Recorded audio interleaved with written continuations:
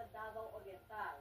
Pinaalerto ang mga residente na nasa coastal areas ng Eastern Samar, Southern Leyte, Dinagat Islands, Surigao del Norte, Surigao del Sur at Davao Oriental mula sa banta ng mahigit 1 metrong taas ng tsunami wave na maaaring magsimulang dumating hanggang 11:43 ngayon pong umaga. Posible po yung magtagal ng maraming oras. Pinalalayo na ang lahat sa dalampasigan at lumikas sa matataas na lugar. Hingi na po tayo ng update sa